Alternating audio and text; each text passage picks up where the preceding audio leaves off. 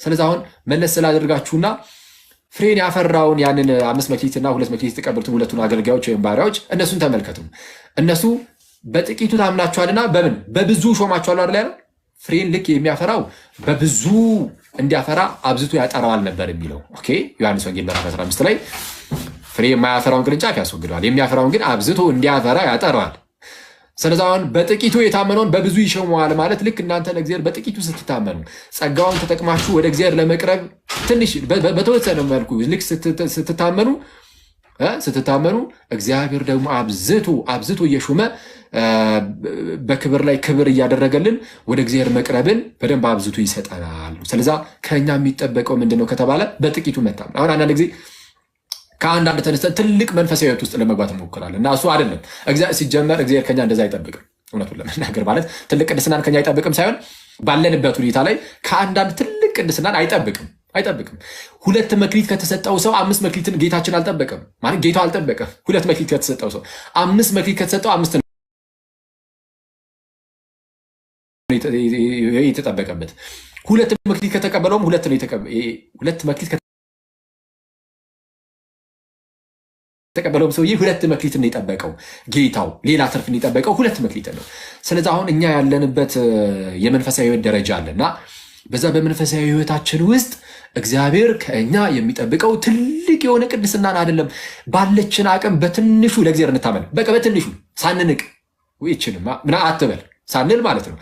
በእሷ ለእግዚአብሔር እንታመንና ከዛ በኋላ እግዚአብሔር ደግሞ በብዙ ሲሾመን ደግሞ እናያለን። እዚሁ በሕይወታችን ውስጥ እያለንም ኦኬ። ለምሳሌ ምንም የማይጸልይ ሰው በቀን አንድ መጸለይ ቀላል ነገር ሊመስለው ይችላል፣ ግን በጣም ትልቅ ነገር ነው። ምንም የማትጸልይ ለምሳሌ ማንጸልይ ወንድመቶች ካለን ስለዛ እንደዚህ እናድርግ።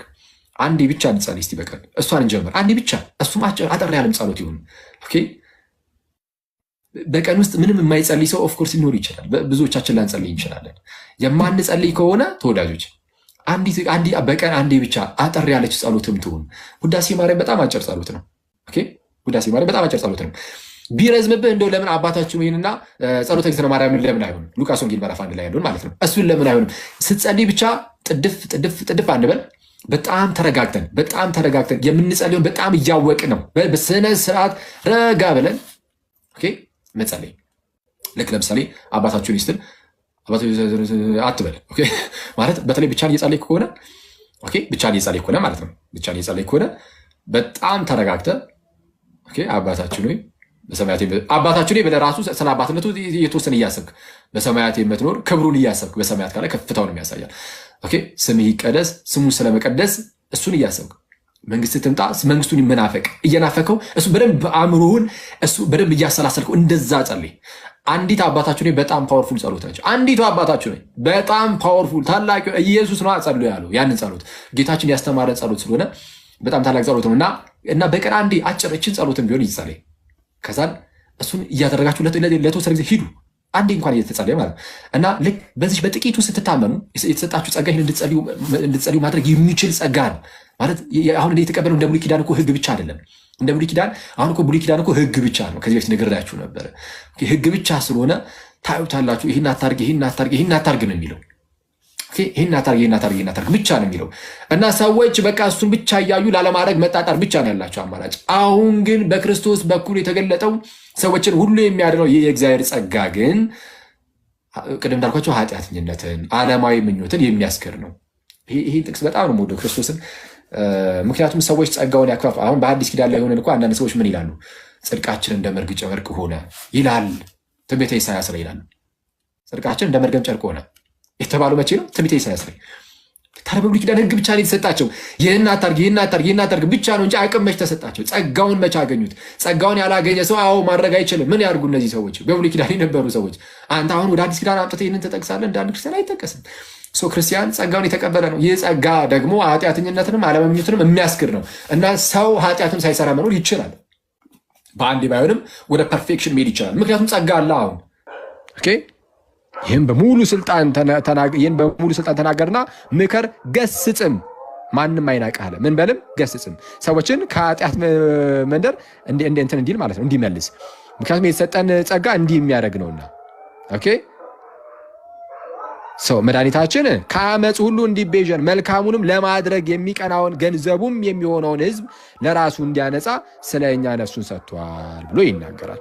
እና ይህ የመጽሐፍ ቅዱስ ክፍል በእውነት በጣም ታላቅ ክፍል ነው። እና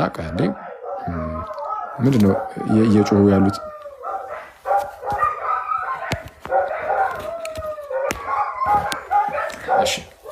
ሰው እንደተመለከታችሁት ይህ የተቀበልነው የእግዚአብሔር ጸጋ ሰዎችን የሚያድን ነው ብያቸዋለሁ። ወደ ህይወት ያመጣላው ወደ ህይወት ማምጣት ብቻ ደግሞ ሳይሆን በህይወት ደግሞ እንድትቀጥሉ፣ ወደ ብርሃኑ ማምጣት ብቻ ሳይሆን በብርሃኑ እንድትመላለሱ፣ ሰዎችን አንድን የዓለም የሆነን ሰው የክርስቶስ ማድረግ ብቻ ሳይሆን ክርስቶስን በመምሰል ህይወት ውስጥ ደግሞ እንዲኖር እንዲያድግ ደግሞ የሚያደርገው ነው።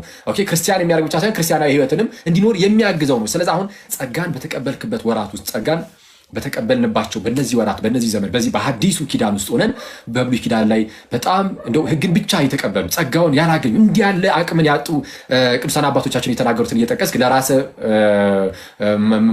እንደዚህ ማለት እንደው ከኃጢአት መራቅ አልችልም፣ በቃ ጸጋው እየረዳህ ካልሆነ ጸጋው ከአንተ ጋር እንደሌለ ምናልባት ማሳያ ሊሆን ይችላል። ባይዜ ምንም ጭራሹን ማለት ሞክረህም ጭራሹን ጸጋው እየረዳህ ካልሆነ በቃ ጸጋው ምናልባት ከአንተ ጋር ላይሆን ይችላል። ስለዚህ የእግዚአብሔርን ጸጋ አላገኘህም። በኤርሲያን ውስጥ ያለ ሰው የእግዚአብሔርን ጸጋ ለተቀበለ 100% እርግጠኛ መሆን ይችላል። ምክንያቱም ጌታ ቃል ገብቷል በቸርች ውስጥ ያለውን ነገር። ለማንኛውም ግን አሁን ዋናው ቁም ነገር እሱ አይደለም። እሱ ሳይሆን ምን ላይ ነው? የእግዚአብሔርን ጸጋ የተቀበለ ሰው በጸጋው ፍሬን እያፈራ መኖር አለበት። ባጭ በጸጋው ፍሬን ደግሞ እያፈራ መኖር አለበት እና ማቴዎስ ወንጌል ምዕራፍ 25 ላይ እንደዛ ነው። አያችሁ፣ መክሊትን ይቀበልና ፍሬን ማፍራትን ጌታው ደግሞ ይጠብቃል ከእርሱ። ይህ ብቻ ሳይሆን ደግሞ መንፈስ ቅዱስ ለእያንዳንዱ ጸጋን ይሰጣል። መንፈስ አንድ ነው፣ አሰራር ልዩ ልዩ ነው። መንፈስ አንድ ነው፣ አስተምህሮ ልዩ ልዩ ነው ይላል። አስተምህሮ አንድ ቪዲዮ አጋጣሚ አይቼ ነው። እንደዚህ አይነት ርዕሶችን ማንሳት አልፈልግም በዚህ ወቅት ላይ፣ ግን አጋጣሚ ትዝ ስላለኝ ፕሮቴስታንቶች ተሰባስበው ምንድነው ይሄ ካውንስል የሚሉት ነገር አለና ተሰባስበው በትምህርት ልንለያይ እንችላለን። በትምህርት ልንለያይ እንችላለን። መቼስ እኔ ማምነውን ሁሉ አንተ መመን አይባልም። እንዲህ መጽሐፍም እኮ የሚለው መንፈስ አንድ ነው፣ አሰራሩ ግን ብዙ ነው ይላል። አዎ ይላል፣ ግን አስተምህሮ ብዙ ነው አይልም። አየህ፣ መንፈስ አንድ ነው፣ አስተምህሮም አንድ ነው። አንድ መንፈስ ካለ በኋላ አንድ ሃይማኖት ይላል እዛው ጋር እኮ ኤፌሶን ምዕራፍ 4 ቁጥር 5 ላይ አንድ ሃይማኖት የሚለው አንድ እምነት ነው፣ አንድ አስተምህሮ ማለት አንድ ዶግማ ማለት ነው። ኦኬ፣ አንድ ሃይማኖት ማለት ሃይማኖት እንደዛ ነው እንጂ መንፈስ አንድ ነው፣ አስተምህሮ ልዩ ልዩ ነው አይባልም። አሰራሩን ነው ለአንዳንዱ ማስተማር ለአንዳንዱ መዘመር ማለት ነው። እና እንደ ይህንንም ደግሞ ሊያመለክት ይችላል። ምን ላይ? ማቴዎስ ወንጌል ምዕራፍ 5 ላይ የተቀበሉት መክሊት እሱ ከምን ጋርም ጭምር ደግሞ ይያያዛል። መክሊትን ሲቀበሉ እንዲህ ያሉ የጸጋ ስጦታዎችን ተቀበለው ክርስቲያኖች ያንን የጸጋ ስጦታዎቻቸውን ደግሞ መጠቀም አለባቸው። የማስተማር ጸጋ ያለው ሰው ሊያስተምር ይገባዋል። የዝማሬም ልክ እንደዛው ማለት ነው። በዚህም ደግሞ ሊያገለግሉ ይገባል። የማያገለግል ከሆነ ግን ጸጋውን ሊያጣው ይችላል። የማያገለግልበት ከሆነ ጸጋውን ሊያጣው ይችላል። እና ሰው በአጭሩ ምንድነው ትልቁ ቁም ነገር ለማንኛውም ክርስቲያን ልናውቀው ልንረዳው የሚገባን ነገር ሰው ከእግዚአብሔር ጸጋውን ከተቀበለ በኋላ ጸጋውን ይዞ ግን ምንም አለማድረግ የለበትም። ስለቀድም ያልኳችሁ እንዳትረሱ። ለምሳሌ በጸሎት ህይወት ነው ምሳሌ ሰጧችሁ። ለጌታ ታመኑና ታምነን በቀን አንዴ እንኳን መጸለይ የሚጀምር ሰው በጥቂቱ አለ የታመነው። አሁን አንዴ በመጸለይ ኦኬ ጸጋውን ተጠቅሞ በቀን አንዴ መጸለይ ከጀመረ ጌታ ደግሞ በቀን ሁለቴ እንዲጸልይ ደግሞ አድርጎ ይሾማል፣ በብዙ ይሾማል ደግሞ ኦኬ ሁለቴ እንዲጸልይ። ከዛ ሁለቱን ደግሞ ታምኖ ደግሞ ሲቆይ 3 4 5 6 በቀን 7 ጊዜ ልክ እንደ መዝሙረኛ ዳዊት ደግሞ ይጸልይ ይሆናል። ከዛም ደግሞ ሊያልፍ ይችል ይሆናል። ኦኬ ስለዛ በጥቂቱ ነው መታመን። በጥቂቱ በመታመን እንጀምር።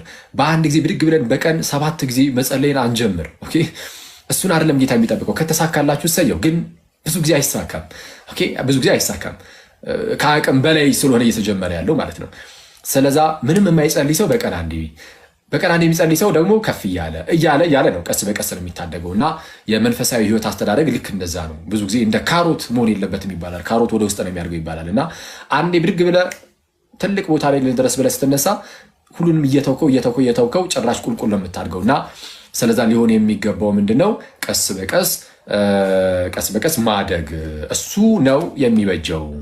ጌታችንም እንዳትረሱ እንደው ጋይስ ከእናንተ በአንዴ ብዙ ነገር አይጠብቅም ማለት በመንፈሳዊ ቤታችሁ ገና ከሆናችሁ ከአንዳንድ እስቲ አሁን በአንዴ እንደው እንዲህ ያለ ቅድስና ደረጃ ሊድረስ አትባልም። ማለት ብዙ የክፉ ልምምዶች ሊኖሩብህ ይችላሉ። ለምሳሌ ኦኬ ክፉ ልምምዶች ሊኖሩብን ይችላሉ። ስለዛ ምን ታደርጋለህ? ክፉ ልምምዶችን ሁሉ በአንድ ጊዜ ምናልባት እንትን ላትል ትችላለህ። ማለት ቀስ በቀስ መቅረፍ ትችላለህ። ለምሳሌ አንዱን ክፉ ነገር ስትቀንስ አንድ መልካም ነገር ደግሞ ትጨምራለህ። ይህንን የምታደርገው ግን ዝም ብለህ እንደዚህ አድርግ አታድርግ ስለተባልክ መሆን የለበትም። ስታደርገው እንደዛ ከሆነ ሁሌም ይከብድሃል። አድርግ አታድርግ ስለተባልክ ነው። ስትጸልይም መጸለይ ያለብህ ብላ ስለተባልክ ስላልተባልክ እንደዛ አይደለም መሆን ያለበት። እግዚአብሔርን ወደኸው ነው መሆን ያለበት። ተባብለናል ይህንን አይደለ? እግዚአብሔርን ወደህ ነው፣ እግዚአብሔርን አፍቅረህ ነው። ኦኬ። በፍቅር ሲሆን ሁሉም ነገር ኖርማል ጤናማ ይሆናል። እና ጌታችንን ባይዜ እንደምንወደው ትልቁ ማሳያችን እሱ ነው። ኦኬ። ኢየሱስን ትወዱታላችሁ ወይስ አትወዱትም ብዬ ብጠይቅ አሁን እናንተን ኦፍኮርስ ምንም ጥያቄ የለውም ኧረ እንወዷለን ነው የምትሉኝ። በጥፊ ተመቷል። እና ይሄ በጣም የሚያስገርም ነው። ይሄ ብቻ እኮ ደግሞ አይደለም፣ ለመስቀል ሞት እንኳን የታዘዘውን እርቃኑን ከዚህ በፊት ብያችሁ ነበረ። ቤታችሁ ውስጥ ያለውን ትንሹን ልጅ ማለት ነው በወንድም እህቶቹ ፊት አይቆምም። እናንተማ እናንተ አይታሰብም አይደል? በታምር እና የምንድነው ራቆታቸውን ህፃናት ሳይቀሩ የሰው ፊት መቆም አይችሉም። ኢየሱስ ግን የሁላችንን ኃፍረት ተሸክሞ በቀራኒው ላይ እርቃኑን በመስቀል ላይ ተሰቀለ። ጋይስ ኢየሱስ እርቃኑን ተሸማቀው ቅጠልን በጥሰው ምናምን ነው የተሸፋፈኑት። ከእግዚአብሔር አፍረው ተሸሸጉ፣ ተደበቁ። እግዚአብሔር የእነሱን ኃፍረት ሁሉ ተሸከመ። ጌታችን ኢየሱስ የእነርሱን ኃፍረት ተሸክሞ እርቃኑን ተሰቀለና ለሁላችንም የጽድቅ ልብስ ሆነልን። ከጌታችን ከክርስቶስ ኢየሱስ ጋር አንድ የሆኑ ዘንድ የተጠመቁ ሁሉ ክርስቶስን ለብሰውታል እንዲሉ እና ኢየሱስ እርቃኑን ተሰቅሎ ለሁላችን ልብስ ሆነ እና በዚህ ደረጃ ማንም አይወደንም፣ አንድ ሰው አይወደንም፣ አንድ በማይነጻጸር ደረጃ ማለት ነው። እና እንዲህ ከወደደን በኋላ ኃጢአት ስንሰራ ደግሞ እሱን ከሆነ የምንበድለው አሁን ጥያቄቱ ጋር ነው። እሱን ከሆነ የምንበድለው ኢየሱስን በደልኩት ብለን የምር እናለቅሳለን ወይ? ጌታዬን እግዚአብሔር አምላክን ፈጣሪን በደልኩት ብለን ውስጣችን ሰላምን ያጣሉ? እናለቅሳለን። አባቴን አምላኬን በድያለሁ፣ በእርሱ ላይ ምንድነው ኃጢአትን አድርጌያለሁ፣ በፊቱ ኃጢአትን አድርጌያለሁ፣ በድያለሁ ብለን እናደርጋለን። ካላደረግን ፍቅራችን ምን ድረስ ነው ያስብላል። ወዳጆቻችሁን እኮ ስታስከፉ እኮ የሚከፋችሁ ውስጣችሁን ሰላም የሚነሳችሁ እኮ ምናልባትም ደግሞ ብታለቅሱ እንኳን የምታለቅሱት እኮ ስለምትወዷቸው ነው፣ ስለምታፈቅሯቸው ነው። የማትወዱት ሰው ከሆነ ያና ላይሰማችሁም ይችላል። ኢየሱስን የምትወዱት ከሆነ ኃጢአት ባደረጋችሁ ቁጥር የምር እንደዚህ አይነት ስሜት ይሰማናል። እና እሱ አሁን እንደዚህ አይነት ስሜቱ እኔማ ምንም አይሰማኝም የሚል ሰው ሊኖር ይችላል። እና እሱ ምንም እንደማትወደው የሚያሳይ አይደለም፣ ግን ደግሞ በጥቂቱ መታመን መጀመር እንዳለብህና ከዛን ቀስ በቀስ ማደግ እንዳለብህ የሚያሳይ ነው፣ ክርስቲያን ከሆንክ ማለት ነው። እና ሰው ለክርስቶስ ያለን ፍቅር በጣም እየጨመረ መሄድ አለበት። በዛ ውስጥ ፍሬያማ መሆን አለብን። ፍሬያማ መሆን አለብን። እና እንደዛ ነው እላችኋለሁ። ፍሬን ማፍራት ያለብን በጸጋው እንደሆነ እንዳትረሱ። በጸጋው ስራችሁ ዝም ብሎ ይሄን አድርግ አታድርግ በማለት ብቻ ሳይሆን ከጌታ ጋር ባለን ህብረት ውስጥ ነው ፍሬያማ እየሆንን መሄድ ያለብን፣ በፍቅር የሆነ ስለዚህ ኢየሱስ ምን አለ? የሚወደኝ ቢኖር ትእዛዜን ይጠብቃል።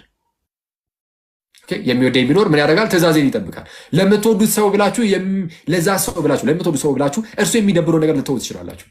ለምትወዱት ሰው ብላችሁ እሱ የሚፈልገውን ነገር ልታደርጉ ትችላላችሁ።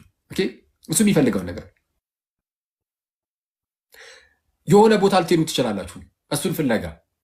ኢየሱስን የምንወደው ከሆነ እርሱን ፍለጋ እንነሳ። ግዴታ በስጋ የመጓጓዝ ጉዳይ አይደለም፣ ግን ልባችንን ወደ ጌታ እንላቀው። ልባችን ወደ ጌታን ይሻ ጌታን ይፈልግ እና ስለዛ ክርስቶስን የሚወድ ሰው ሁሌም ወደ ክርስቶስ እንትን ይላል። ክርስቶስን የሚወድ ሰው ወደ ክርስቶስ ለመቅረብ ሁሌም ጉጉት አለው። ከጌታ ጋር መኖሩ ሁሌም ናፍቆቱ ነው የሚሆነው። እኔ ተወዳጆች፣ ጌታ ኢየሱስን የሚወድ ሰው ከክርስቶስ ጋር መኖር ናፍቆቱ ነው። ልክ ከምትወዱት ሰው ጋር ማለት መኖር የማይፈልግ ሰው ማንም የለም አይደል? የምር የሆነ ሰውን ከወደዳችሁት ከእርሱ ጋር መኖር ነው የምትፈልጉት። እና ኢየሱስን የሚወድ ደግሞ ከጌታ ጋር መኖር ድካም ውስጥ ቢሆን ራሱ ድካም ውስጥ ሊሆን ይችላል፣ ግን እንደዛም ሆኖ ግን ከአንተ ጋር መኖር እንፈልጋለሁ የሚል አይነት ሰው ነው። ስለዛ ቀስ በቀስ ለጌታ እየታመነ እያደገ ደግሞ የሚሄድ ነው። ምክንያቱም ፈተናዎችን ደግሞ ስለሚኖሩ ልዩነቱ ምንድነው? ኖርማሊ ስጋዊ አባት እናትህን ወይም ሌሎችንም እንትን የምትልበትና ከጌታ ጋር ሲሆን ትንሽ ልዩነቱ ምንድነው? ከጌታ ጋር ሲሆን ጦርነት ደግሞ አለብህ። ሰይጣን ወደ ጌታ እንዳትቀርብ ይፈልጋል። ዓለም ራሷ ከጌታ ልትለየ የራሷን የሆነ ኮንትሪቢሽን ታስቀምጣለች፣ ኮንትሪቢዩት ታደርጋለች። ብልጭልጩ ነገር በዛ ያንን እያሳየች ከክርስቶስ ወደኋላ ታደርግሃለች፣ ወደኋላ ታፈገፍጋለች። ስጋ ራሱ ደግሞ ደካማ ስለሆነ ልክ እንደዚሁ እና እነዚህ ነገሮች ሁሉ ስላሉ ቀስ በቀስ ወደ ጌታ መቅረብን መለማመድ አለብን ነው ሰው እና ጌታችን በስተመጨረሻ ያስቀመጠውን ነገር ምንድነው? የሰው ልጅ በአባቱ ክብር ከቅዱሳን መላእክት ጋር ይመጣል፣ በዙፋኑ ይቀመጣል። የምድር አሕዛብ ሁሉ በፊቱ ይሰበሰባሉ። እረኛ በጎቹን ከፍየሎቹ እንደሚለይ ጻድቃንን በቀኙ ኃጥአንን በግራ ያቆማል። ዘነ በቀኝ የቆሙትን እናንተ የአባቴ ብሩካን ዓለም ከተፈጠረበት ጊዜ ጀምሮ ወደ ተዘጋጀላችሁ ወደ እግዚአብሔር መንግስት ግቡ ይላቸዋል እና ለወደ ዘቢላቸው ተርቤ አብልታችሁኛል፣ ተጠምቼ አጠጥታችሁኛል፣ ታርጄ አልብሳችሁኛል። አሁን እንደዚህ ያሉ ነገሮች ፍሬ ይባላሉ። አንዳንድ ሰዎች እንደውም አማልክት ምናምን የሚለውን ይዘው እንትን ሲሉ ነበረ። ትንንሽ አምላኮችንን አይነት የሚሉ ነገሮችን ይዘው ሲከራከሩ ነበር እና በእርግጥ ቃሉ ስላልተለመደ ሊያስደነግጥ ይችላል። ግን እሱ ከምን አንጻር ነው? ምናልባት አይታችሁ ከሆነ እኛ ምንድነው ትንንሽ እግዚአብሔሮች ነን ምናምን የሚል ነገር። እግዚአብሔር ማለት አይዜ ገዢ ማለት ነው ባጭሩ። እና አዳም ሲፈጠር ገዢ ሆኖ ነው የተፈጠረው። ገዢ ሆኖ በምድር ላይ ያለውን ሁሉ ግዛ ተብሏል፣ በጸጋ ማለት ነው። እና እሱ ምናልባት የሚያስጨንቃችሁ ከሆነ ሀሳቡ ይመስለኛል ቴዎሲስን ነው። ቴዎሲስ ሁሉም አባቶች አብዛኛው በተለይ የካፓዶሺያ አባቶች በጣም እንዳብራሩት እነ ቅዱስ አትናቴዎስ አይ ቲንክ አምላክ ሰው ሆኖ የመጣው እኛን አምላክ ዘበጸጋ ለማድረግ ነው። መዝሙረ ዳዊት ላይ እኮ ይላል እናንተ አማልክት ናችሁ ይሌለ የእግዚአብሔር ቃል ይመጣላቸው ነው። በብሉይ ኪዳን ያሉትን የጌታን ጸጋ ገና ያላገኙትን እናንተ ምንድናችሁ? አማልክት ናችሁ እኮ ተብሎ እኮ ተነግሮላቸዋል። እነሱ ኢየሱስ ይህንኑ ቃል እኮ ጠቅሶታል ራሱ ዮሐንስ ወንጌል ምዕራፍ 10 ላይ መዝሙረ ዳዊት ላይ የተጻፈውን ኢየሱስም ጠቅሶታል። በዮሐንስ ወንጌል ምዕራፍ 10 ላይ እናንተ አማልክት ናችሁ ተብሎ ተነግሮ የለም ወይ? የእግዚአብሔር ቃል ይመጣላቸውን አማልክት ተብሏል። ጉድ ሰዎች አምላክ ተባሉ አማልክት ተባሉ ብለህ ልጭ ሆኑ እና እንደዛ ተብሎ ይነገራል። አማልክት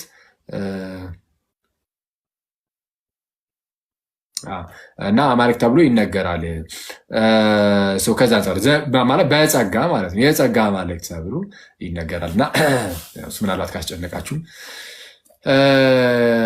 ሌላ ግን በባህሪ ግን አይደለም። በባህሪ አይደለም ኃይሉ ያነሳልሽ ድፊባቸው ቀጥታ እነሱ ከባህሪ ጋር ያገናኙታል መሰለኝ። ይሄ እሱ አደገኛ ምንፍቅና ነው። በባህሪ ሰው አምላክ አይሆንም። በባህሪ አማልክት አይሆንም። በባህሪ እንዴት ሰው በባህሪ እግዚአብሔር እንዴት ይሆናል? በባህሪ እግዚአብሔር አለ ሰው በባህሪ አምላክ ይሆናል? አይሆንም። በባህሪ ደረጃ ለውጥ አናመጣም። በጸጋ የተባለው ለዛ ነው። አምላክ ዘበጸጋ የሚባለው ለዛ ነው። እና ባህሪማ ከባድ ነው። ከባድ ይሆናል። ትክክል። ግን አማልክት ናችሁ ሁላችሁ የእግዚአብሔር ልጆች ናችሁ ተብሎ እንደተጻፈ ማለት ነው መዝሙረ ዳዊት ምዕራፍ 82 ላይ። እሺ ሰው ምንድነው? አዎ ቅዱስ ቁርባንን አስታወሳችሁኝ። እና እንዲህ ያለ ፍሬያማ ህይወትን የምንኖረው ቅዱስ ቁርባንን መርሳት የለብንም። ትላንት ብያችሁ ነበረ። ቅዱስ ቁርባን መረሳት የለበትም። ያለ ቅዱስ ቁርባን ምንም ፍሬያማ መሆን አይቻልም። ትሞክራለህ፣ ወዲያው ትወድቃለህ። ትወድቃለህ። ኢቨን ቅዱስ ቁርባን አንዴ ከተቀበልክ በኋላ ራሱ ቅዱስ ቁርባንን አታቋርጠው፣ ሁሌም በዛው ቀጥል። ከቅዱስ ቁርባን አትራቅ። ጌታ በአንተ የሚኖረው አንተን በጌታ የምትኖረው በዛ ሚስጥር ውስጥ ነው። የእግዚአብሔርን ጸጋ የምንቀበልበት ነው። ቅዱስ ቁርባን የእግዚአብሔርን ጸጋ የምንቀበልበት ምስጢር ነው እና ከዛ ጸጋ ማግኛ ምስጢር ጭራሽ ነው መራቅ የሌለብን እና ፕሊስ እሱን እንዳንረሳ እና በተቻለን አቅም ቶሎ ወደ ቅዱስ ቁርባን መቅረብ ብንጀምር በጣም መልካም ነው። ባለፈው እንዳልኳችሁ ነው። ፍራቸው በጣም ጥሩ ነው፣ ደስ ይላል ቅዱስ ቁርባንን መፍራት። ምክንያቱም የጌታ ስጋ ስለሆነ ማንም እሱን ወርዝ የሚያደርግ የለም። ስለዛ ምንድነው በምህረቱ ብቻ ነው የምንቀርበው። በቸርነቱ ንስሐ ገብተን በቸርነቱ ነው የምንገባው። ንስሐ ገብተን በቸርነቱ ነው የምንቀርበው። በምህረቱ በቸርነቱ ነው የምንቀርበው እና እሱን ጥሩ ነው። ፍራቻው ጥሩ ነው። ትህትናው ጥሩ ነው። እሱ ግን ሊያርቀን አይደለም የሚገባው። ሊያርቀን አይገባም። ከቅዱስ ቁርባን ካራቀን ይሄ ኖርማል ፍራቻ ትህትና ምናምን ብቻ ሳይሆን ይሄ በጣም ሰይጣናዊ ሊሆን ይችላል። ሰይጣን ነው ከቅዱስ ቁርባን እንድንርቅ የሚፈልገው። ስለዛ በጣም በፍርሃት ሆነን አዎ፣ ግን እንቅረብ።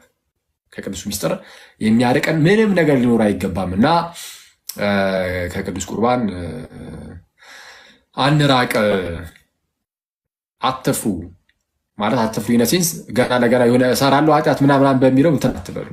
ልትሰሩ ትችሉ ይሆናል ምናልባት ብንሰራም፣ ግን መልሰን ደግሞ ንስሐ ገብተን ደግሞ መቅረብ ተመልሰን ወደዛ ወደ ቅዱስ ቁርባን ማለት ነው። ስለዛ የሆነ ነገር ትበድልና ተመልሰ ወደ እግዚአብሔር መሮጥ፣ ተመልሰ ወደ ጌታ መሮጥ።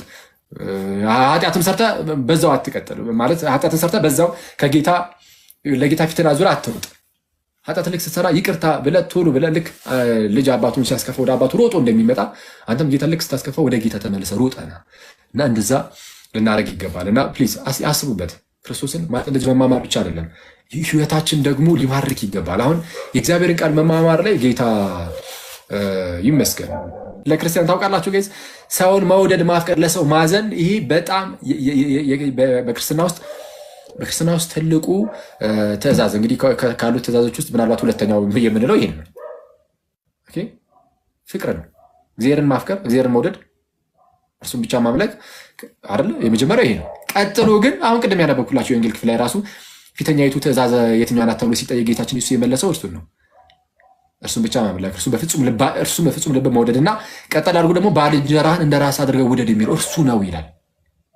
ባልንጀራህን እንደ ራስህ አድርገህ ውደድ። ስለዛ ህግ ሁሉ የሚጠቀልለው በእነዚህ ነው።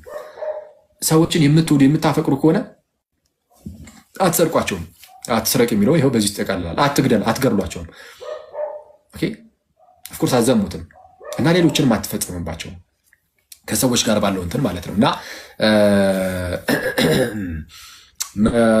ምንድነው ፍቅር፣ እርስ በርስ መዋደድ፣ ይሄ ግድ ነው። እና ይሄ ሁሉ ነገር ግን የሚመጣው እንዴት ነው? ሰው ለምሳሌ ከራሱን ብድግ አድርጎ መውደድ ይችላል? ሰው ማለት ፍቅር ከእናንተ ይጀምራል? አይጀምርም። ከእግዚአብሔር ነው የሚመጣው። ፍቅር ከእግዚአብሔር የሚመጣ ነው። እናንተ የፍቅር ምንጭ አይደላችሁም። የፍቅር ምንጭ እግዚአብሔር ነው። እግዚአብሔር ነው ፍቅር።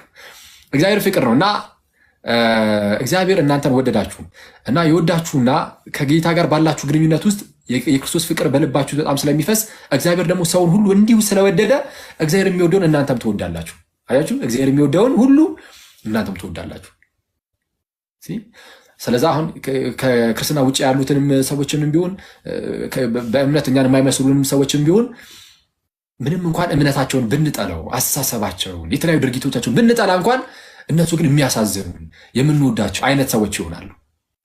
የምንወዳቸው ሆኖ ከእነርሱ ጋር በትምህርት እንካፈላለን አይደለም። ይሄ አይቻልም። አዋዋላችንን ሁሉ ከእነሱ ጋር እናደርጋለን ማለት በፍጹም አይደለም። ይሄ አይደለም። ዮሐንስ ማንም ይህንን ትምህርት ባያመጣ በቤታቸው አትቀበሉት፣ ሰላም ራሱ አትበሉት እስኪል ድረስ ተናግሯል። እንደዚህ ምንፍቅናዊ አይነት ትምህርቶች የሚያስተምሩ ሰዎችን በዚህ ደረጃ ነው የሚናገርላቸው የሚናገርለት መጽሐፍ ቅዱስ። ግን ለእነርሱ ግን ያለን ፍቅር ግን ትልቅ ይሆናል። እስቲ እና ስለ ነፍሳቸው ማሰብ እንጀምራለን። ስለ ነፍሳቸው ስለ እነርሱ ነፍስ ማሰብ እንጀምራለን። ለእነርሱ መጸለይ እንጀምራለን። እንጸልያለን። አሁን ለምሳሌ ራስን አራ ኮመንቶ ፊሉኛል እንዴ አራ ነው ልወጣ ነው አንዴ ልወጣ ስለሆነ ነው። እናንተ ሰዎች ተውት እባካችሁ። ቆይ ልወጣ ነው። ካጠፋሁኝ በዛው ልቀጥል እችላለሁ እና ሊያስመሸኝ ይችላል። እና ምንድነው እንጸልይላቸዋለን ወይ? እንጸልይላቸዋለን ወይ? እና ልንጸልይላቸው ይገባል። ልንጸልይላቸው ይገባል። እና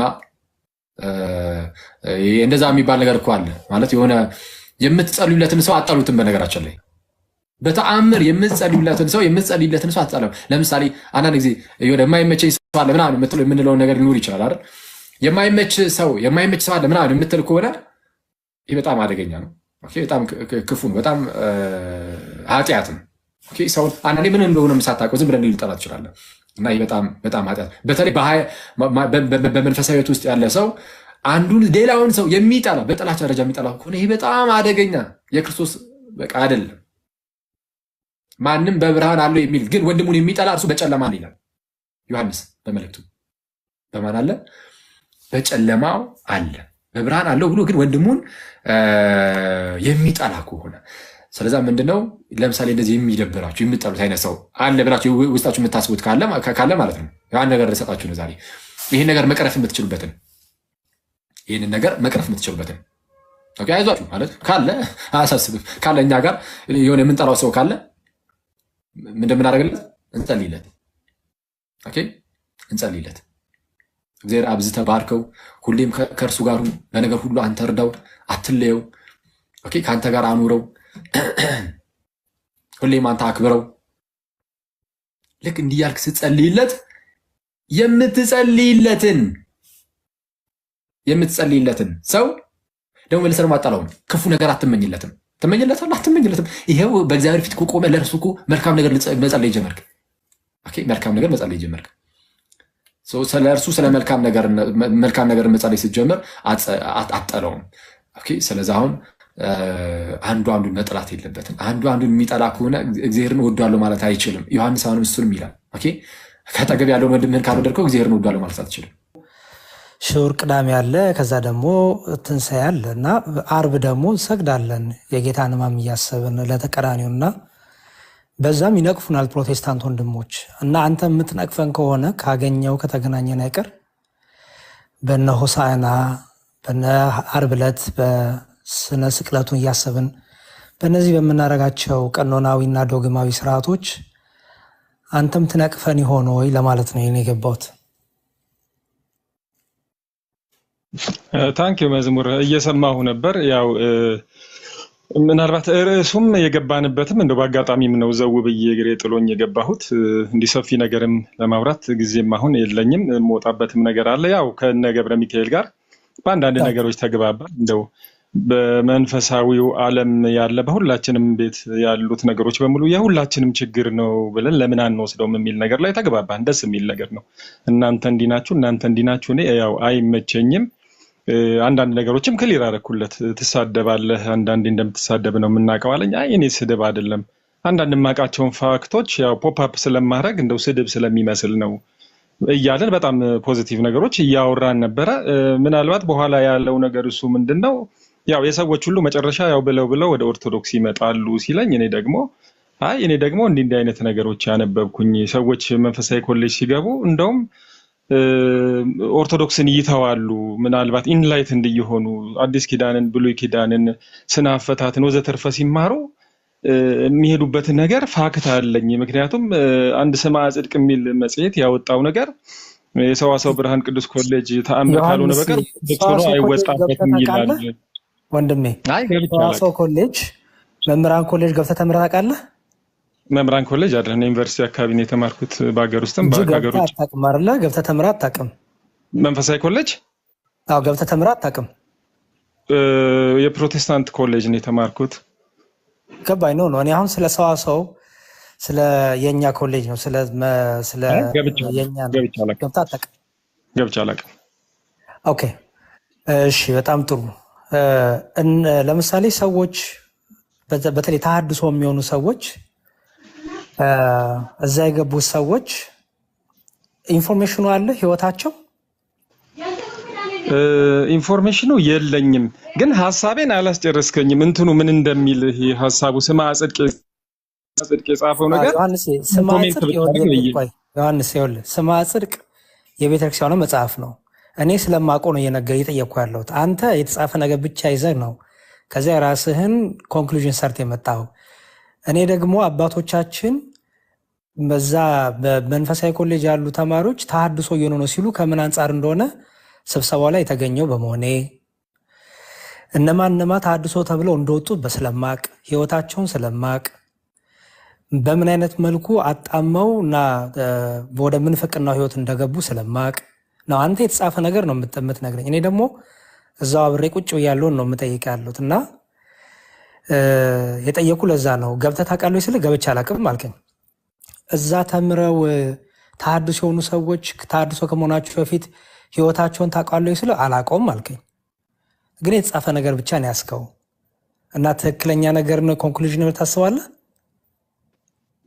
አይ እኔም እኮ አንተ ኮሜንት እንድታረግበት ነው ሐሳቡን እስቲ ኮሜንት አርግበት ብዬ ነው። ምን ይላል? ሁለት መስመር እኮ ነች፣ ረጅም ነገር አይደለም። ሶስቱ አንጋፋ መንፈሳዊ ኮሌጆች ማለትም ቅድስት ሥላሴ፣ የመቀሌው ከሳተ ብርሃንና ሰዋሰው ቅዱስ ጳውሎስ የመናፍቃን መፈልፈያ ሆነዋል። ከሳተ ብርሃን ኮሌጅና አመራሩን ጨምሮ 50% ተሐድሶ ናቸው ይላል ስማ ጽድቅ። እስቲ አሁን እዚህ ላይ ኮሜንት አድርግልኝ መዝሙር ቪዲዮ ክፈት። ምኑን ላሳየህ? ያነበብክበትን ትልቁ ላይ ሆንና አብረና ቪዲዮ ክፈትና። ላፕቶፕ ላይ ነው። ላፕቶፕ ላይ ነው። ይሁን ችግር የለውም። ማሳየኝ ስማ ጽድቅ ምናምን ስላልክ መቼ ታተመውና እሱን እንድታሳየን ፈልጌ ነው። አይ ላፕቶፕ ላይ መሆኑ እኮ በወርድ የተጻፈው ነገር እኔ እኮ ውሸትን ብናገር ኮንቪንስ አያደርግም። በቪዲዮ እኮ ዋሻ አላልኩም ወንድሜ። ያነበብክበትን ማቴሪያል ለሲ እንየው ከፍተን ያልኩት ከላፕቶፕም ይሁን ከምንም ይሁን ይጠቅማል ብለህ ነው? እሺ ሌት ሚ አዎ ወንድሜ ይጠቅማል። የዚህ ሙሉ ርዕሱን አሳየኝ። ምክንያቱም ከላይ ስለ እምነት ምናምን ስለ ያወራል ከላይ። ስለዚህ በመሃል ላይ የገባ ጽሁፍ ነው ይሄ። ሰው ማን ነው ጸሐፊው? እሱን አሳየኝ። እኔ ነኝ የጻፍኩት አልኩ እኮ በእጄ ከመጽሐፍ ወስጄ ከሐሳቡ ነው ወስጄ። ያስቅ ይችላል። እኔ ለዚህ ነው እኮ ከዋሻው ስማ ጽድቅን ፈልጌ ማምጣት እችላለሁ። ራሱ መጽሐፉን ወንድሜ አሁን ይሄ እውነት ኖርማል ነው ብለህ ነው ግን በጣም በኩራት የምትናገረው እንዴ? በጣም እንጂ ወይ እኔ አንተ ቦል ይቅርታ አድርግልኝ ነው አፍራለሁ። ለምን እንደማፈልግ ውሸታም ካልኩኝ እኮ አውትራይት ወይ ኮት የተደረገ ከሆነ አሁን ጽሁፍ ሲዘጋጅ ኮት ሲደረግ መጽሐፉ ገጹ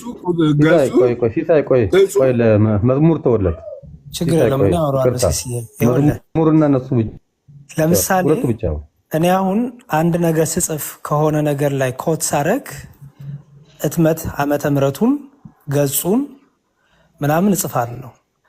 አሁን አንተ ከስማ ጽድቅ ላይ ወሰድኩ አልክ። ስማ ጽድቅ በጣም የታወቀ መጽሔት ነው፣ ጋዜጣ ነው። የትኛው እትም ላይ በስንት ዓመት የታተመው ላይ ስንተኛው እትም ላይ እና ገጽ ስንት ላይ ያገኘው አሳየኝ። እሱ በቃ እሱ ልክ ነህ። ፕሮፌሽናሊ እኔ አሁን መጽሐፍ ጸሐፊም ወይ ምናምን አይደለም። ለራሴ መረጃ ግን ያችን ፓርት በእጄ ተይቤ ያስቀመጥኳት እንትኔ ነች። አይ እንደዚህ አይነት ጽሁፍ የለም ከተባለ በሌላ ጊዜ ላይ ሶርሱን ፈልጌ አክሰሱም ስላለኝ አመጣለሁ። ግን አንፎርቹኔትሊ ምን ታደርጋለህ መሰለህ ወንድሜ መጽሔቱ እሺ ገጹ ምን ታደርጋለህ? ቆይ ስማኝ፣ ይኸውልህ አንድ ነገር አለ የሚባለው ሪፈረንሱ ስትጠቅስ ነው። አንተ የጻፍከው አንተ በእጅ የጻፍከውን ነገር አንተ ጴንጤ ነህ። ጴንጤ ስለሆንክ ሁሌም ኦርቶዶክስን የሚቃወም ነገር ትጽፋለህ። ይሄ ምንም ችግር የለውም ጴንጤ ስለሆንክ።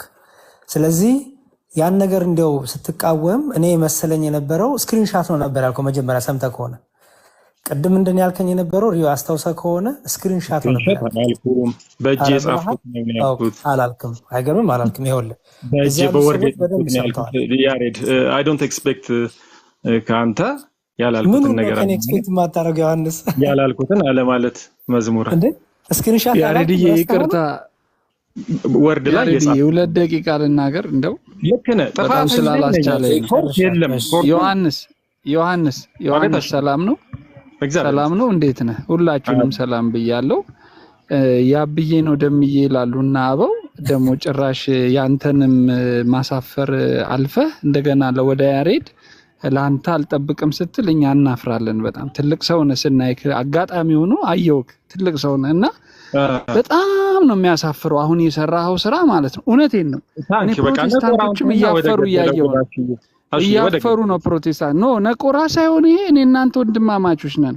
ነገም ስለምንገናኝ እንዳትደግመው ነው። እንዳንተ አይነት ሰዎች አሁን መጥተው እንደዚህ እንዳይደግሙ በእኔም በኩል ያሉት እኔም እንዳልደግም እንዲህ አይነት ነገር ትልቋን ቤተክርስቲያን ትልልቅ መንፈሳዊ ኮሌጆቿን አንስተህ እነሱን የፕሮቴስታንት ናቸው ለማለት የምትሄድክበት ጥረት ግረት እንደዚህ ወርዶ ማለት ነው በቅሌት መልክ ሲጋለጥብህ ሶሪ የኔ ጽሁፍ ነው ይቅርታ አድርጉልኝ መስሎኝ ነው ወደፊት ካገኘሁት ምንጭ ይዤ እመጣለሁ እንደ ትልቅ ሰው ይባላል እንጂ አንተ ተታ ያብዬ ነው ደምዬ በቃ ስለዚህ ይቅርታ በል አለለም። ይቅርታማ አለ ትልቅነት ነው።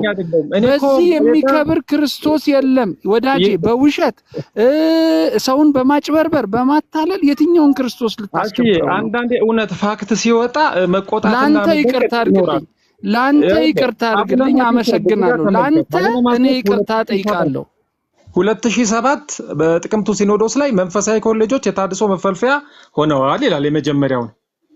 የትኛው ነው ሶስቱን አሳየን ያንተን ጽሁፍ ያሳየን ነው ነገር ግልጽ እኮ ነው። አቦል መንፈስ መምህር አሸናፊ ቆይ አንድ ጊዜ ከኔ ጋር ነበር አይደል መጀመሪያ ስትናገር የነበረው ሬፈረንስ ነው አምጣልኝ ያለ። አንተ ጻፊ ኮምፒውተር ላይ ከሆነ መጽፈው እየተናገረ ያለው መዝሙሬ ሳይቴሽን የሚባል ነገር አለ ወንድም አለም።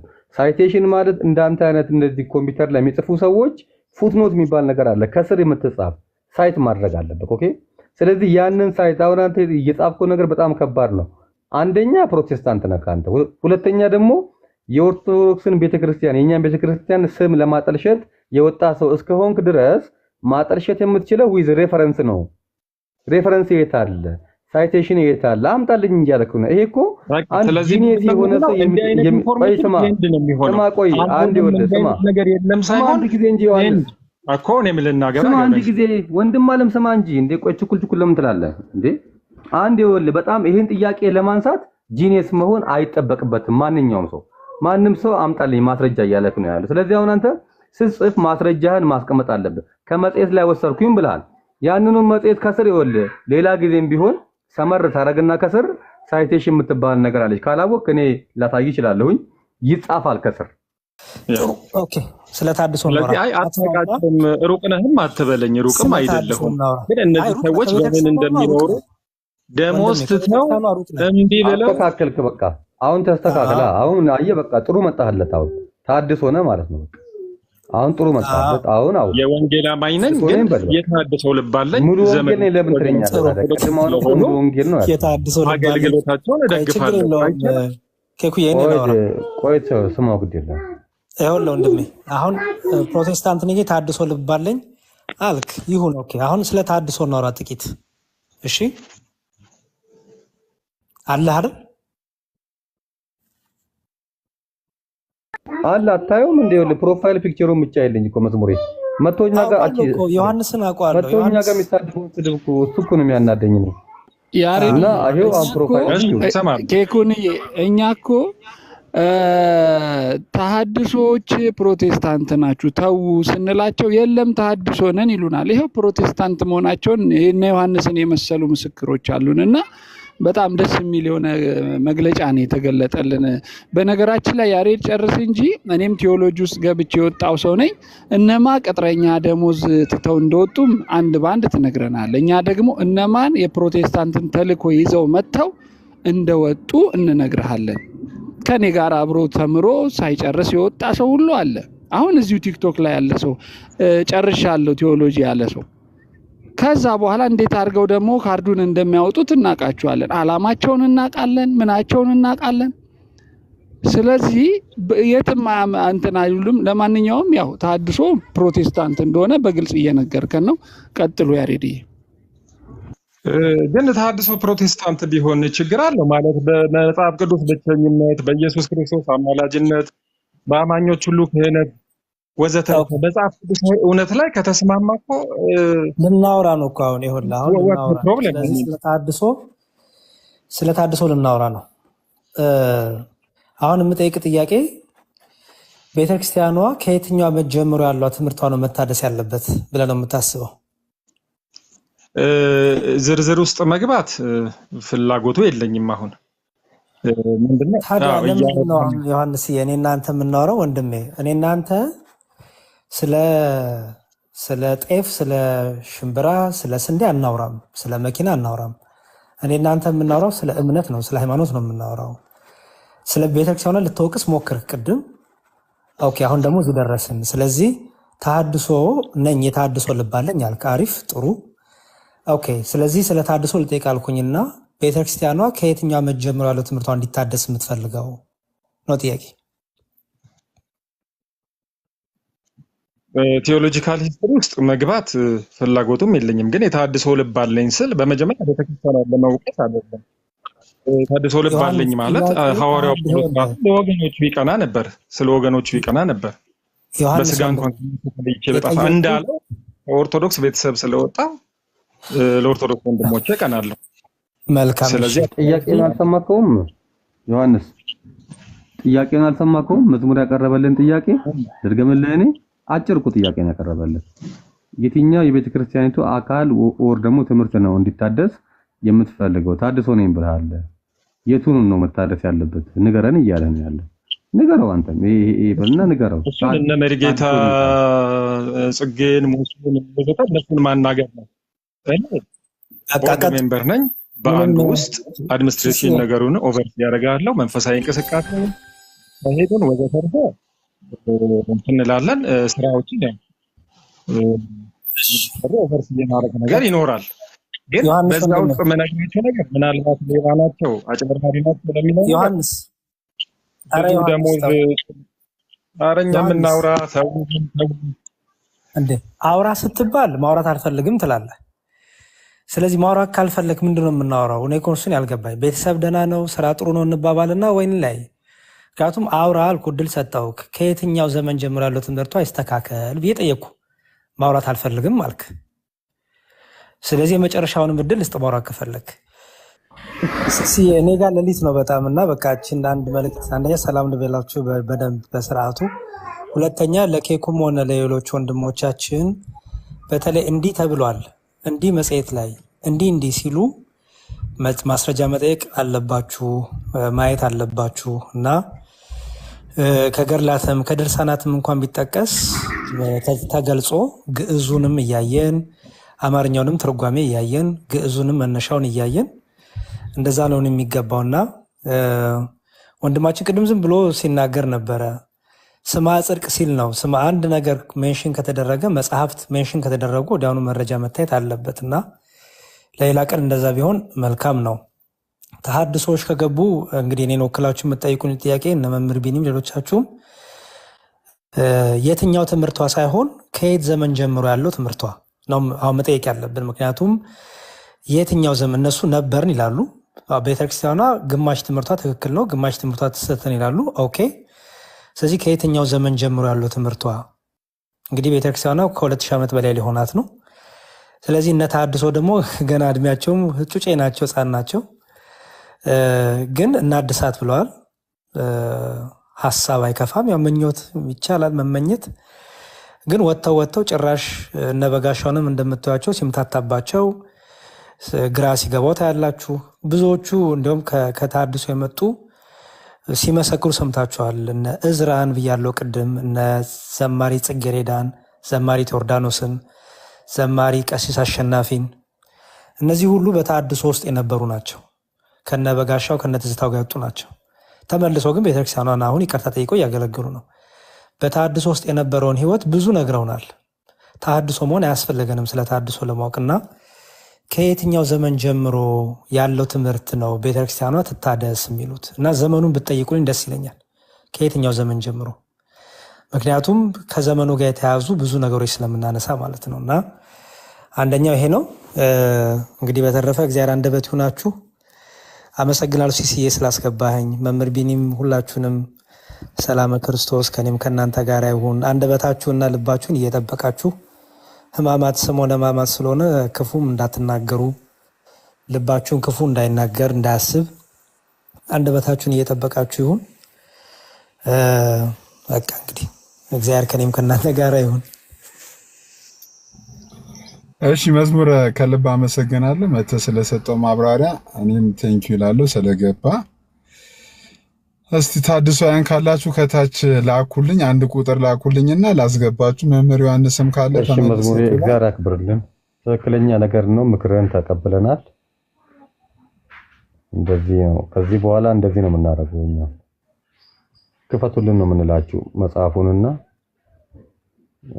እንግዲህ ፈጣሪ ያስችላችሁ። እንደዚህ ደግሞ ስትጋለጡ ደግሞ ላጥ የምትሉት ነገር እኔ በጣም ግርም ምን የሚለኝ ዮሐንስ አሁን እንደዛ ጂኒየስ የሆንክ ሰውዬ እንግዲህ ቢኒያም ቤት መጣ 10 ነገር ምጽፍ እኔ ብቻ ነኝ የማውቀው ምትል ሰውዬ አሁን ስትያ ዞር በቃ ሩጫችሁ መከራ ነው እኮ እንደው አቤት አቤት ሩጫ ቤት እኮ እናንተ አይሮጥም። አሁን ራን በቃ መሮጥ ነው። አይ መናፍቃን እንደው እኔ እኮ ግሩም እንድኛላችሁ ሆነስ መናፍቃን ነገር። አረ ሰውዬውን ብቻ ተናገራት። አረ ሰውዬው የመናፍቅ መጨረሻ በቃ ይሄ ነው። በቆሎ የጠበሳችሁ ኑሩ እናንተ ዝም ብላችሁ መንገድ ለመንገድ አይደለም። አይ ከዚህ ቀደም ሌሎች ተሐድሶያንም እኔ ቤት መጥተው ነበሩ። አሁንም ካላችሁ ላኩልኝ። ኦኬ ቢኒያም ሌላ ተሐድሶያይ ነው መሰለኝ። ቢኒያም ልኮልኛል። ቢኒያም ካላችሁ ላኩልኝ እያልኩ እሺ ሲሲዬ በድጋሚ እንዴት አደራችሁላችሁን? ሰላም ብያለሁኝ። አሼንም ቢኒማውን የገባውንም እኔና አሽዬ ብዙ የምናውቃቸው ረጅም ነገሮች አሉ። ምንም አይነት ምክንያት የላቸውም ከቤተክርስቲያን ለመውጣት ሕጸዝ ካልሆነ በቀር በነገር ሌላ እኮ የሚነሱ ስርዓት ቀኖናዎች ይስተካከሉ የሚል እኮ ነገር ቢሆን እሺ፣ ዋናው በነገረ ክርስቶስ ዙሪያ ራሱ ልባቸው አላርፍ ብሎ አልጋነችን አስገባት እስቲ ፊፍ አልጋነችን ሲባሉን አስገባት እስቲ። አይ ታድሷን ነው ማስገባው። ታድሷን ኬኩዬ ሰላም ብያለሁ። ኬኩዬ መምህር ያውሩ ነውና የምታቋርጣቸው ኬኩዬ ትንሽ አስጨርሳቸው። እነዚህኞቹ ደግሞ የሚገርመው በቃ ማጠልሸት ውሸት ይዘው ይገባሉ። ማስረጃ የሚባል አምጡ ሲባሉ የለም ይሄው ይወጣሉ። በጣም ደግሞ ትልልቅ ሰዎች ናቸው። ትልልቅ ሰዎች ሆነን ከኛ የማይጠበቅ ነገር መስራትም እንደው አግባብ አይደለም እና ለህሊና ሃይማኖቱን ትተን ለህሊና እንኳን ጥሩ አይደለም። የትኛውን አምላክ ነው የምናስደስተው በዚህ አይነት ሁኔታ? አጭበርብረንስ የምናመጣው የምናገኘው ሰው ምን አይነት ሰው ነው የሚሆንልን? ስለዚህ በዚህ ላይ ሁላችንም በጣም ልንጠነቀቅ ያስፈልገናል። በቃ ከሌለን የለም ማስረጃ ስላልያዝኩኝ ይቅርታ ማለትም ይቻላል።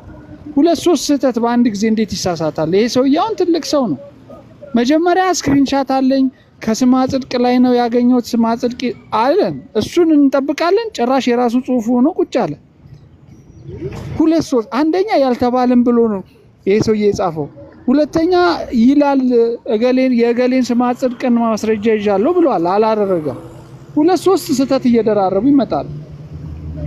በተቻለ መጠን በማስረጃ እናስደግፈው ነው። እኛ ቢኒ ተናግረዋል። ተሐድሶ የተባሉትን አብዛኞቹን እናውቃቸዋለን። በአገልግሎት ውስጥ አብዛኞቹ በቃ እርሾ ነበረባቸው። የፕሮቴስታንት እርሾ ወጣው ይኸው እልም ያሉ ፕሮቴስታንቶች ነው የሆኑት። ተሐድሶ ሆኖ የሚቆይ ወይም ተሐድሶ የሚባል ነገር እኮ የለም ፕሮቴስታንት ናችሁ እያልናቸው ይኸው ዛሬ ይሄ ሰውዬ ቦርድ ነኝ እኔ ፕሮቴስታንት ነኝ የተሐድሶ ቦርድ ነኝ አለ። ምን ማለት ነው?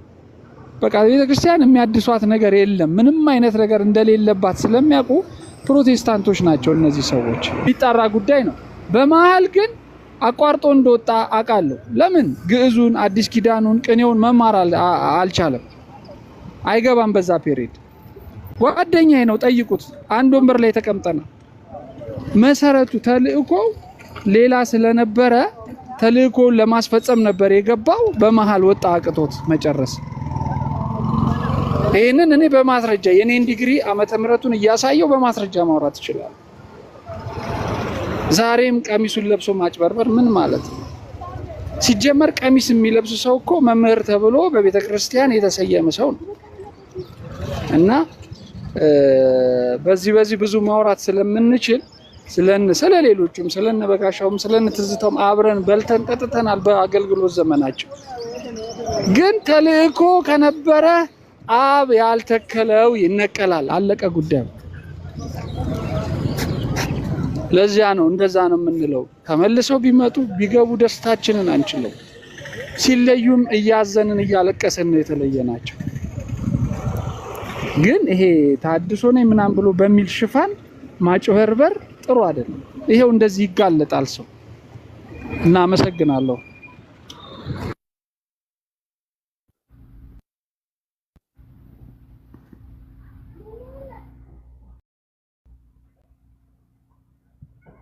ሲሪየስ ሌላ ስጠንና እንማማር። ይኸውላ ሰው ሲስ ያው እንግዲህ ሁሉም አእምሮ አለው እንደ ባለ አእምሮ ሆኑ ይላልና መጽሐፍ። እንግዲህ አእምሮ ያለው ሰው እውነቱንና ውሸቱን ይለይ። ሲሲዬ በስጠን ቶፒክ በሌላ ቶፒክ መነጋገር እንችላለን። መማማር መጨቃጨቅ ሲሆን መማማር በቃሉ እንረፍ። ሲሲዬ ኧረ ታድሶያን አንድ ቁጥር ላኩልኝ። ሚዲያ ላይ ብዙ እንዳሉ ነው ማውቀው። ቆይ ሀብተ ስላሴ ተደጋጋሚ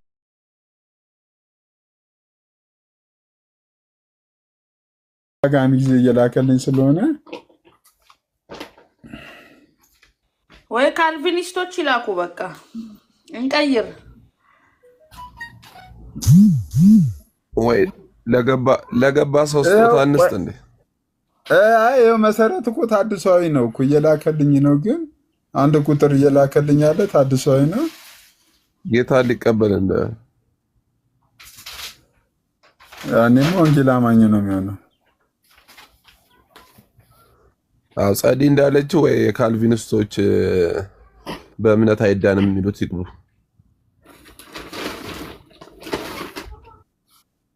እነሱ ቢገቡ አሪፍ ነው።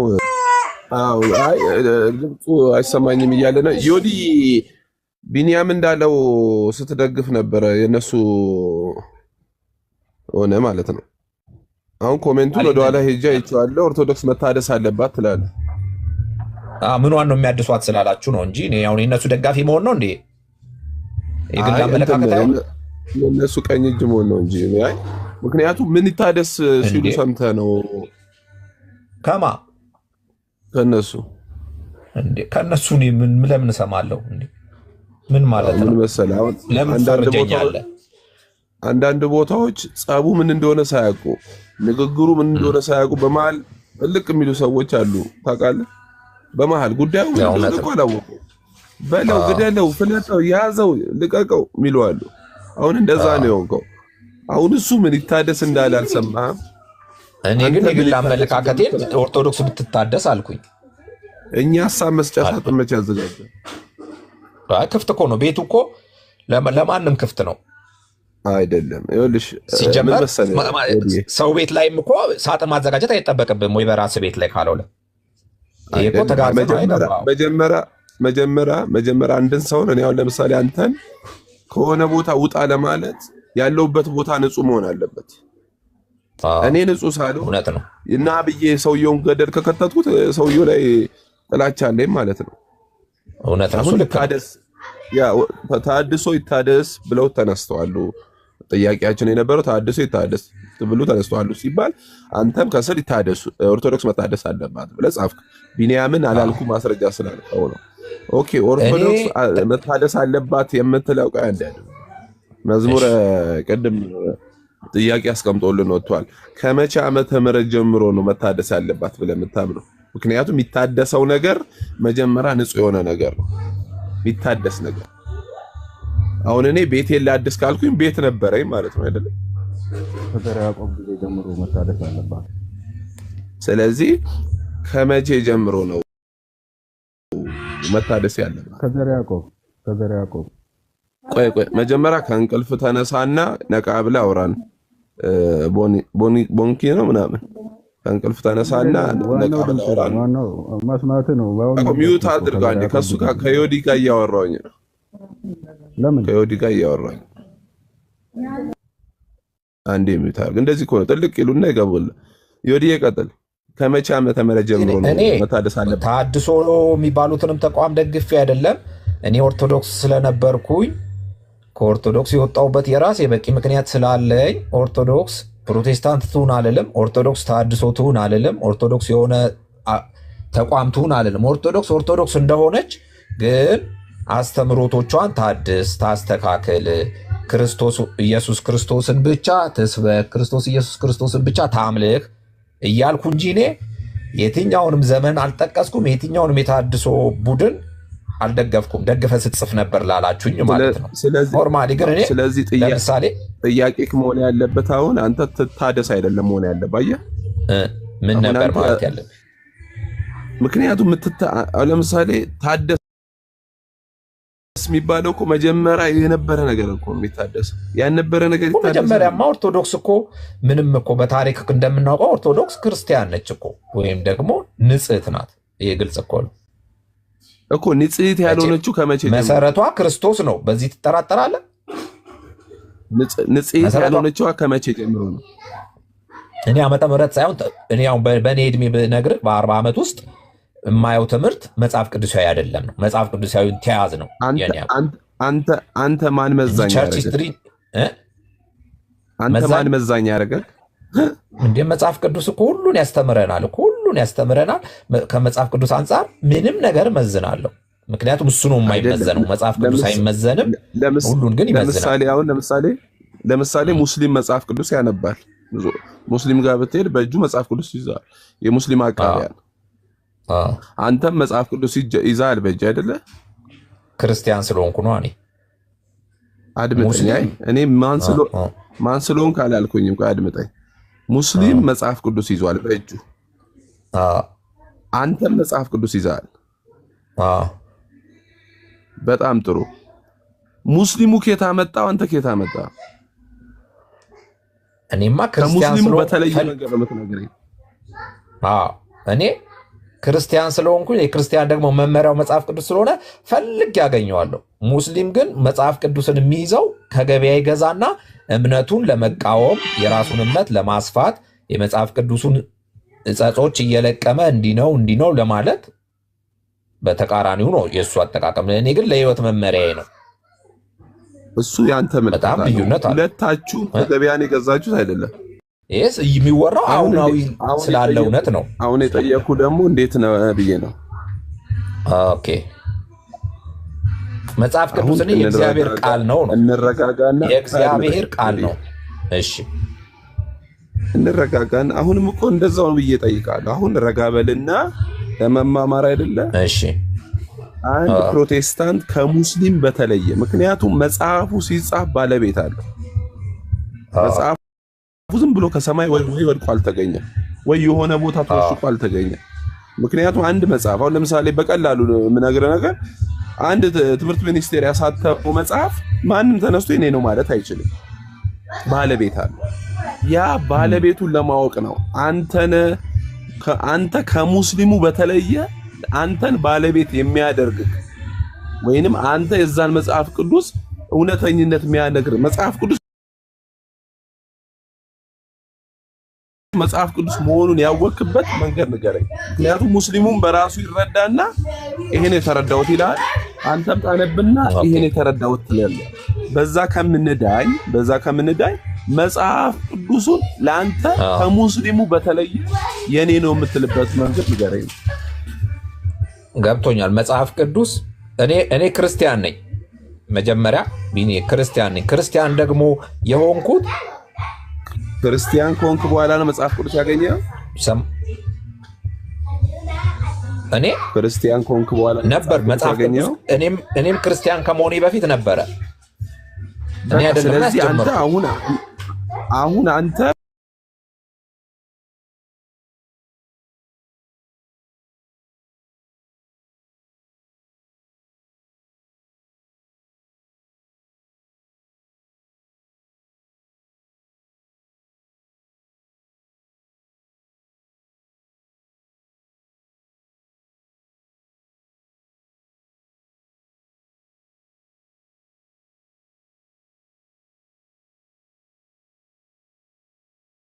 መመሪያ ነው። ይሄ የእግዚአብሔር ቃል ነው ተብሎ ማለት ነው። ቤተክርስቲያን አዎ፣ ለኔ ጥግ ዋና ይስተው እንዳታነሳ ስላልከኝ አይ ቤተሰብ ነው የሰጠህ። ቤተሰብ የኦሾን መጽሐፍ ቢሰጥ ወይ ቤተሰብ ቁርአን ቢሰጥ እነሱን ትከተል ነበር ማለት ነው። አይ ቲንክ አሁን ላይ ሆኜ ላልወስን እችላለሁ እንጂ በእርግጠኝነት ክርስትና እስካልበራልኝ ድረስ ወይም ጌታ ኢየሱስ ክርስቶስ እስካላገኘው ድረስ የምከተለው ያንን ነው። ግልጽ ነው። ምክንያቱም ከኔ ጋር ሰፈር ውስጥ ጭቃ ሲያቦካ የነበረ ሙስሊም እስካሁን ሙስሊም ነው። ቤተሰብ ስለመራው እንጂ የተለየ ነገር የለውም። ስለዚህ ቤተሰብህ ነው የእውነተኝነት ማረጋገጫ። ያንተ የእውነተኝነት ማረጋገጫ ቤተሰብህ ነው ማለት ነው አይደለም። መጽሐፍ ቅዱስ ነው ሰጠኝ እንጂ ቤተሰብ ሰጠኝ። እኔ መጽሐፍ ቅዱስን ደግሞ በገባኝ ልክ አጠናሁት። ቤተሰብ ሰጠኝ ነው እድሉን ሰጠኝ እኮ። ቤተሰብ አሁን ሌሎች መጽሐፍ ሰጥቶ እኮ አይደለም ያማረጠ፣ ከሌሎች መጽሐፎች አንስቶ ይሄንን ካሲልክ ያንን ተከትለክ ሄድ። ከሌሎች መጽሐፍ አይደለም የእነሱም መመሪያ ነበር አባቴ። ከሌሎች መጽሐፍ ለምን ትለኛለህ? አሁን ወደ እነሱም እኮ ሄዳለሁ። ስለዚህ አንድ ነገር አሁን ይሄ መጽሐፍ ቅዱስ እውነተኛ የእግዚአብሔር ቃል መሆኑን የነገሩ ቤተሰቦች ናቸው ማለት ነው እንጂ ራሳቸው የመጀመሪያ ነጋሪዎቼ እነሱ ናቸው። ስለዚህ እነሱ ናቸው እውነተኝነቱን የሚያረጋግጡልን። ለኔ ይሄ ይጠቅማል፣ ይሄ የክርስትና መመሪያ ነው አሉኝ። እውነት ነው ብዬ ደግሞ እኔ ራሴ ባወኩበት ሰዓት አንድ ጣልቃ ልግባ ቢኒና ያጂ አንድ ጣልቃ ልግባና ምክንያቱም እናንተ ሁለታችሁ ፎከስ እያደረጋችሁት ያላችሁት ስክሪፕቸሩ ላይ ብቻ ነው ፎከስ እያደረጋችሁት ያላችሁት። በዚህ ደግሞ ረጅም ሰዓት እየወሰዳችሁት ያላችሁት ግን መጀመሪያ የተነሳችሁበት ነገር ምንድነው? ታች ያዲ ከታች ኮሜንት ላይ ኦርቶዶክስ መታደስ አለባት ብሎ ስለጻፈ ከምን አንፃር ነው መታደስ ያለባት ብላ ያመንከው የሚለውን ነገር ጥያቄ ነው። ወደ ታድሶን በተመለከተ ውይይት ብትመለሱ ደስ ይለኛል። ስክሪፕቸሩ ላይ ብቻ ፎከስ ስላደረጋችሁ ሲሲዬ ታድሶ አይደለም አንደኛ ልጁ፣ ሁለተኛ የታድሶን አላማማ መንገድም አያውቅም። እንዲሁ ዝም ብሎ ነው ከስር ኮመንት መጻፍ ስላለበት ነው የጻፈው እንጂ ጠይቀነዋል። ስንጠይቀው እኔ ታድሶ አይደለሁም ታድሶዎቹንም አላውቃቸውም ብሎ ስለዘጋ ነው ወደዚህ የመጣ ነው። ይሄ ነው ሐሳቡ እንጂ ኖርማል እኛ ሐሳብ አስቀየረ ነው ሳይሆን አንተ ምን ስለሆንክ ነው ስለ ኦርቶዶክስ መታደስ ብለህ የምታወራው? አንተ ማን ስለሆንክ ነው? ማን ስለሆንክ ነው? ወንድሜ አንዴ ይቅርታ፣ እኔ አንተን ነው ማሸነፍ የምችለው። ቆይ አንተን ነው ማሸነፍ የምችለው። ቦንኬ ቆይ አንዴ ቦንኬ ይሰማሃል? እኔ አልኩ። አው እየሰማሁ ነው። ይሄ ሰውዬ ባያወራ ጥሩ ነው። ዝም ብሎ በቅርብ ነው እንደ ኦርቶዶክስ ሆንካ። ኦኬ ችግር የለም። በፍቅር እናወራና በፍቅር ምክንያቱም ያው ብዙ አላስፈላጊ ንግግሮችን ስለተናቅሰው ስሜታዊ ስለሚሆን ነው። ስለዚህ ተረጋጋና ቅድም በመሃል ቢኒ ሲጠይቅክ በሱ ላይ ጥያቄ የለኝም፣ ግን ስግደት ምናምን ብለህ አንስተሃል በል። አንዱን ፖይንት እንድንይዘው ብዬ ነው። ያው ስግደት ብያለሁ። ኦኬ ስግደት ላይ ያለ ምልከታ ምንድነው? ስግደት ላይ ያለኝ ምልከታ ምንድነው? ብዙ ኦርቶዶክስ ለስዕል ይሰግዳል። ስዕል አለ፣ በቃ በተለይ ለስዕል ይሰግዳል። በህይወት ለሌለ ነገር ይሰግዳል። ሲጠየቅ የአክብሮት ነው ይላል። እሱን እግዚአብሔር ነው የሚያውቀው። የአምልኮ ነው፣ ግን ያ ደግሞ ስህተት ነው። ከመጽሐፍ ቅዱስ ጋር አይሄድም፣ ይጋጫል በጣም። አንድም ሐዋርያ አንድም በጣም ጥሩ ወንጌል ሰባኪ ሲሰግድ አላየንም፣ ሲያሰግድ አላየንም ለሰው።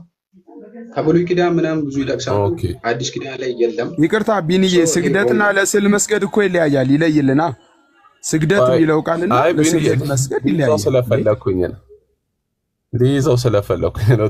አውቄያለሁ አካሄዱን። መስገድ የተከለከለ ነው ማለት ነው?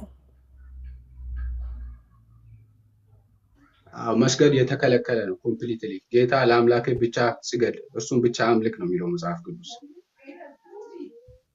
ኦኬ እሺ። ለምሳሌ መጽሐፍ ቅዱስ ላይ ብዙ ቦታዎች ለፍጡር የተሰገደበት ቦታ አለ።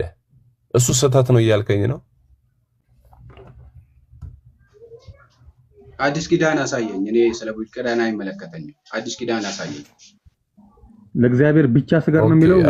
ቢኒ እየጠይቅልኝ እሱ ጋር ቢኒ እየጠይቅልኝ እዚህ ጋር ብቻ ስገድ ይላል። ያውጣ መጽሐፍ ቅዱስን ያሳየን። ለእግዚአብሔር ብቻ ስገድ፣ እሱንም ብቻ አምልክ ይላል። ይቅርታ ቢኒ መስመር እናስይዘው። ያሳየና መስመር እያሳያችሁ ሂዱ። እኔ አንድ ትልቅ ስህተት ነው ትሉኛላችሁ ወይ? መስመር ማሳያችሁ ኬኩንዬ ትክክል ነህ፣ ግን ብሉይ ኪዳንን አይመለከተኝም የሚለው አንድ ጸጽ ራሱ ይሄ ትልቅ መታደስ አለብህ ብራዘር። ብሉይ ኪዳንን አልቀበልም አይባልም። የሥላሴ አማኝ ብሉይ ኪዳንን አልቀበልም አይልም። እሺ አስተካክል። እሱ ያንተ ዶክትሪን ነው። እሱ ያንተ ዶክትሪን ነው። አዲስ ኪዳን ነው። አዲስ ኪዳን ላይ ካለ አሳየኝ። ከአዲስ ኪዳን ለኔ ድህነት የተደረገው በአዲስ ኪዳን ነው። ስለዚህ ትልቁ ላይ አርገኝ። እሺ ሲስ ይኸው እናሳያለን። ትልቁ ላይ አርገኝ ሲስ። ብሉይ ኪዳን አይመለከተኝም ብያለሁ። ደግሜ እልሃለሁ አይመለከተኝም። መምህራኖች እንዴት አላችሁ? ሰላም አድራችኋል? ሁላችሁም ሰላም ናችሁ? ሰላም ብያለሁ። ይሰማል? መምህርዬ እንኳን ደህና መጡ። ሰላም አለ ወይ? እንዴት አሉ? እግዚአብሔር ይመስገን። የኔታ እንዴት ነው መምህሬ? ደህና አደሩልኝ አባቴ። የኔታ አይደለሁም። እሺ ሰላም ነው። ኬኩዬ እንዴት ነህ? አይ ለኔ ለግሌ። እሺ ምንድነው ጴንጤዎች መተው ዝም ብሎ አፋቸው የሚከፍቱ ኬኩዬ መሰለ መምህር ሙሁ። እሺ እኔ ጌታ ቆይ ቢኒ ለኔ ይሻላል። ቢኒ በደንብ ስለሚነበብ ሲሱዬ እኔን ከፍ አድርገኝ። ያው ያንተ ይሻላል። ራእይ 3:9 አውጣለት። ብሉይ ኪዳንን የማይቀበል ግን ምን ሊሆን እንደሚችልም ገምቱ ሰዎች። ብሉይ ኪዳንን አልቀበልም። አንዴ ከንቱኑን ከማንበባችሁ በፊት ፕሮቴስታንት አይደለም ማለት ነው። ምክንያቱም እነሱ 66 እንቀበላለን ካሉ 66 ውስጥ ብሉይ ኪዳንም አለና እቀበላለሁ። ከአዲስ ኪዳን አሳየኝ ነው ያሉት። ዝም ብለህ አይ አልቀበልም ከብሉይ ኪዳን እኮ ስትል ነበረ እኮ እና በእኔ አፍ ለምን ታወራለህ? አንተ ኧረ ስርዓት ይኑርህ፣ ስነ ስርዓት ይኑርህ። ለምንድን ስርዓት የሚኖረኝ? እናንተ ስታከብሩኝ ነው የማከብራችሁ። ጉድ ፈላ። ኪዳን አልቀበልም ብለህ ነበር አይደለ? መምህርዬ ሊያመልጥ ነው እኮ። ቆይ ራእይን እናንብብ፣ ግድ የለውትም። አየሁ ሊያመልጥ ነው። ይኸው እዚህ ጋር ማስረጃ ነው። እኔም ስለተረዳሁት ነው። አንድ ጊዜ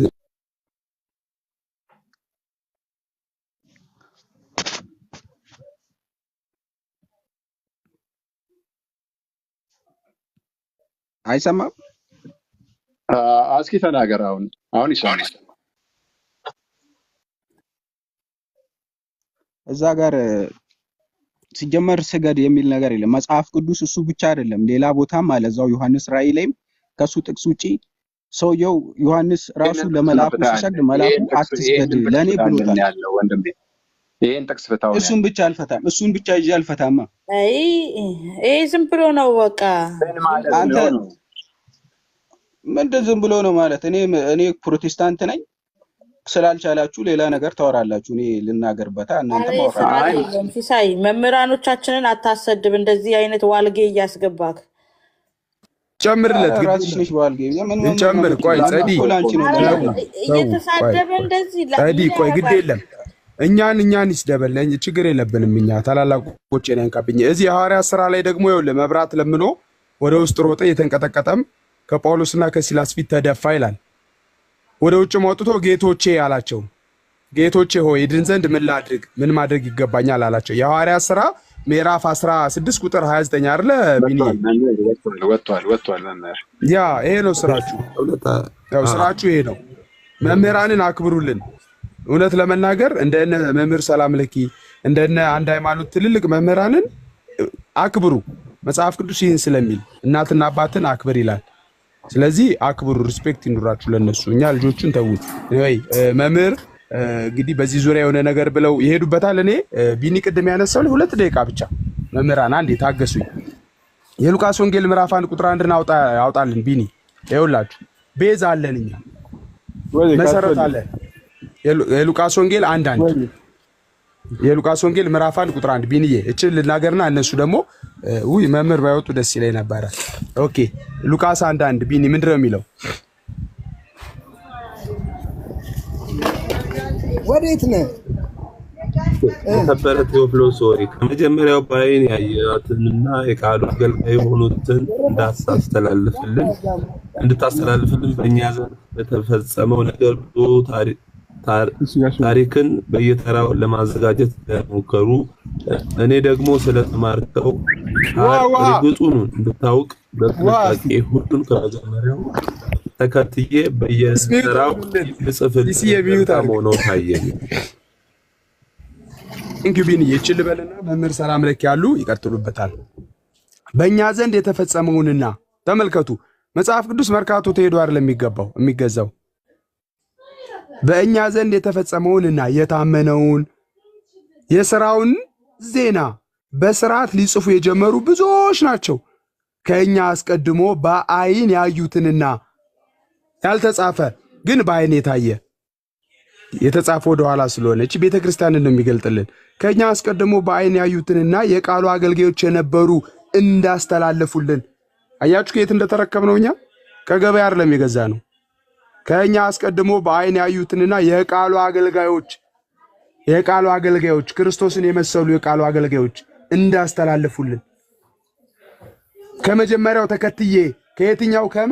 ተከትዬ ሁሉንም በየተራ እውነተኛውን እጽፍል ዘንድ መልካም ሆኖ ታየኝ። የነገሩን እውነት ጠንቅቀህ ታውቅ ዘንድ ቃሉ እውነት ነው። ከመጀመሪያ ተከትሎ ቅዱስ ሉቃስ በተራው እውነተኛውን እጽፍል ዘንድ መልካም ሆኖ ታየኝ። ከየት አመጣሁት አለ? ከእኛ አስቀድሞ ከነ ሉቃስ አስቀድሞ በዓይን ያዩትንና የቃሉ አገልጋዮች የነበሩ እንዳስተላለፉልን። ቤተሰቦቼ ከመሬት ተነስተን አይደለም። መጽሐፍ ቅዱስን የሰጠች ቤተክርስቲያን አለች። መጽሐፍ ቅዱስን የሰጡ አባቶች አሉ።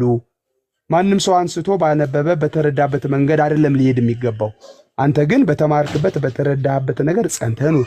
ከማን እንደተማርከው ታውቃለህና ከሕፃንነት ጀምረህ ክርስቶስ ኢየሱስን በማወቅ ጥበብ መንፈሳዊ ሊሰጡ የሚችሉ ቅዱሳን መጻሕፍትን ስትማር አድጋል ይለዋል።